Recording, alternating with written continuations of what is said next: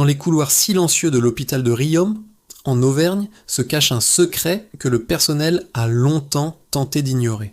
Une chambre, la 203, est devenue le cœur d'une énigme terrifiante. Pendant des années, les infirmiers et les soignants ont échangé des regards inquiets en passant devant sa porte, certains refusant même de s'en approcher. Pourquoi une simple chambre d'hôpital pouvait-elle inspirer une telle peur ? Ce n'est pas une fiction, c'est une histoire vraie, et aujourd'hui, nous allons lever le voile sur les mystères de la chambre 203.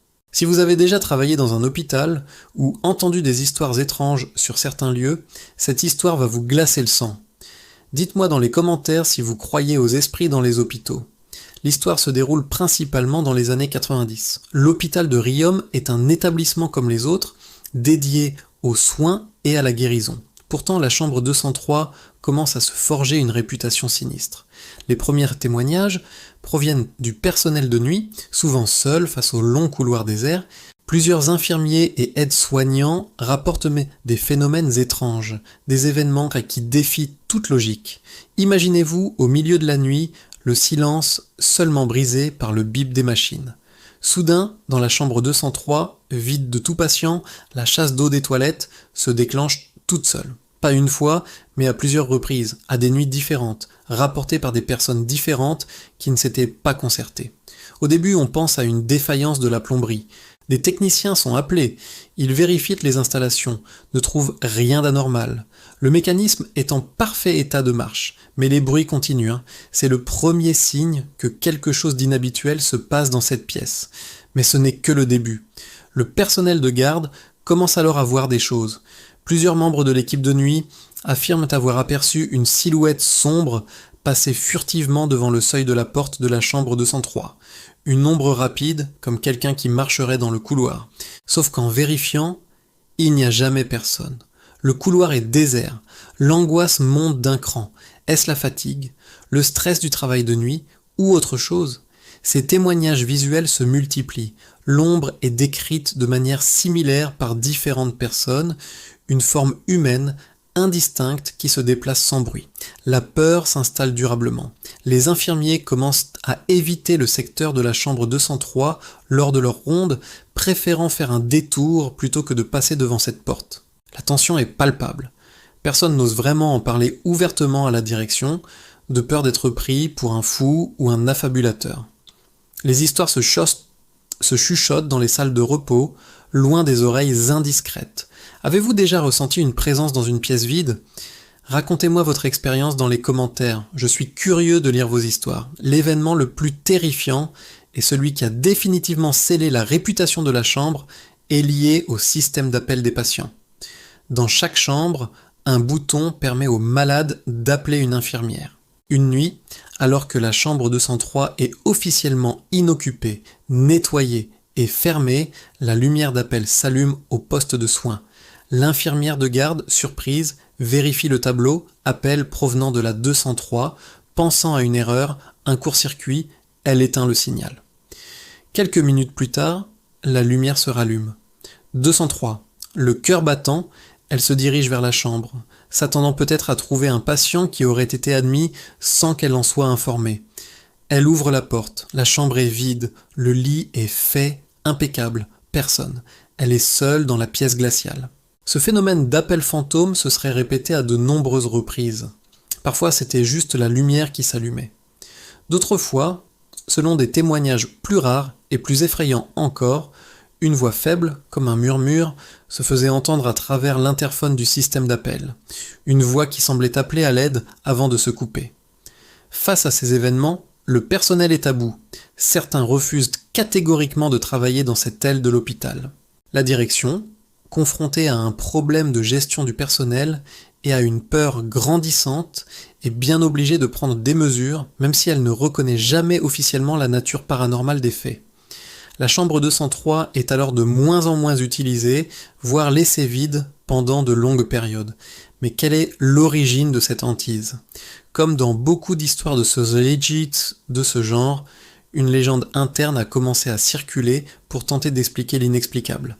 Cette légende, transmise de bouche à oreille entre les anciens et les nouveaux employés, parle d'un drame qui se serait produit dans cette chambre. Un patient y serait décédé. dans des conditions particulièrement traumatisantes. Les versions varient, certains disent qu'il s'agissait d'un patient âgé, laissé seul et qui serait mort dans l'angoisse et la solitude après avoir appelé à l'aide en vain. Son esprit, en colère ou en détresse, serait resté attaché à la pièce, répétant inlassablement son dernier geste, appeler à l'aide. Une autre version de la légende, plus sombre, évoque un suicide. Un patient en grande souffrance psychologique aurait mis fin à ses jours dans cette chambre. L'énergie négative et la détresse de cet acte auraient imprégné les murs, créant une sorte d'écho psychique qui se manifesterait aux personnes les plus sensibles. Cependant, aucune de ces histoires n'a jamais été confirmée. Les archives de l'hôpital sont muettes, ou du moins inaccessibles au public et même à la plupart des employés. Le secret reste entier. Aucune explication officielle n'a jamais été donnée par la direction de l'hôpital de Riom concernant les événements de la chambre 203. Le silence a été la seule réponse. Ce qui rend cette histoire particulièrement crédible et troublante, c'est le nombre de témoins. Il ne s'agit pas d'une seule personne, mais de dizaines de membres du personnel soignant sur plusieurs années qui ont rapporté des faits similaires. Des gens rationnels, des professionnels de la santé, dont le métier est basé sur la science et la logique. Beaucoup d'entre eux, même aujourd'hui, des années après, refusent d'en parler. Certains ont quitté l'hôpital, d'autres sont à la retraite, mais le souvenir de la chambre 203 reste gravé dans leur mémoire. La peur était si réelle qu'elle a eu un impact concret sur l'organisation du travail au sein de l'établissement. Alors, que s'est-il réellement passé dans cette chambre ? S'agit-il d'un cas classique de psychose collective où la peur et les rumeurs ont alimenté l'imagination de personnes fatiguées et stressées ? C'est une explication possible. Le travail de nuit, l'environnement parfois angoissant d'un hôpital peuvent jouer des tours à notre perception. Un courant d'air qui fait bouger une ombre, un tuyau qui siffle, un court-circuit électrique. Chaque événement peut être interprété de manière effrayante si l'on est déjà dans un état d'anxiété. Ou alors, sommes-nous face à un véritable phénomène paranormal ? L'idée d'une mémoire des murs, ou des événements chargés en émotions fortes, peuvent laisser une empreinte énergétique, est une théorie souvent évoquée dans le domaine du paranormal. Un hôpital, lieu de naissance, mais aussi de grandes souffrances et de mort, serait un candidat idéal pour de tels phénomènes. L'esprit d'un patient décédé, attaché au lieu de son dernier souffle, cherchant à communiquer ou à revivre son traumatisme, est un scénario qui, bien que terrifiant, pourrait expliquer la cohérence des témoignages. Aujourd'hui, qu'est devenue la chambre 203 ? L'hôpital de Riom a connu des rénovations et des réorganisations depuis les années 90. Il est difficile de savoir si la chambre existe toujours sous ce numéro ou si elle a été transformée en bureau, en salle de stockage ou simplement intégrée à une autre chambre plus grande pour briser la malédiction. Le secret est bien gardé. Les employés actuels, surtout les plus jeunes, ne sont pas toujours au courant de cette vieille légende. Mais pour ceux qui ont vécu cette période, le souvenir de l'énigme de la chambre 203 reste une cicatrice, le rappel que certains lieux gardent en eux des histoires qui dépassent notre entendement. Cette histoire nous montre à quel point la frontière entre le rationnel et l'irrationnel peut être mince, surtout dans des lieux aussi chargés d'émotions que les hôpitaux. Qu'on y croit ou non, les témoignages du personnel de l'hôpital de Riom sont troublants et nous poussent à nous interroger. Et vous, quelle est votre théorie ? Psychose collective ou véritable hantise ? Mettez votre avis dans les commentaires, j'ai hâte de débattre avec vous. Merci d'avoir suivi cette nouvelle chronique macabre.